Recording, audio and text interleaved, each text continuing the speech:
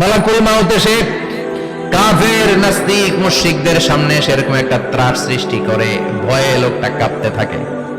ওর কাছে ভদ্র ভাষায় কথা বলে না, সুন্দর জামা পরে আসে না, কালো কুচকুচে চেহারা, ভয়ঙ্কর একটা রূপ নিয়ে, আকৃতি নিয়ে ইসলাম বিরোধীদের মাথার সামনে আসে, দুর্গন্ধযুক্ত চেহারার দেহ নিয়ে ধমক দিয়ে বলে, ও পাপাত্তা, ইয়া আইয়াতুহান নাফসুল খাবিসা উখরুজি ইলা গাদাবিল্লাহ, হে পাপাত্তা, আল্লাহর রাগ, ক্রোধ আর গজবের দিকে বের হয়ে আয়।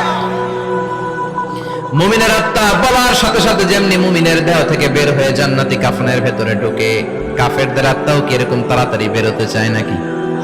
কাফেরদের আত্মা বেরোতে চায় না, ডানে দৌড়, বায়ে দৌড়, সামনে দৌড়, পেছনে দৌড়, আহা, দৌড়াদৌড়ি করে। মালাকুল মাউত এটাকে টেনে হিচড়ে, একটা জীবিত ছাগলকে জবাই না করে তার চামড়া উল্টার দিকে টেনে হিচড়ে বের করলে ছাগলটা যত কষ্ট পায়, এর সে কম 70 গুণ বেশি কষ্ট দিয়ে কাফের মুশরিক আর গাদ্দারদের রূহ কবজ করা হয়।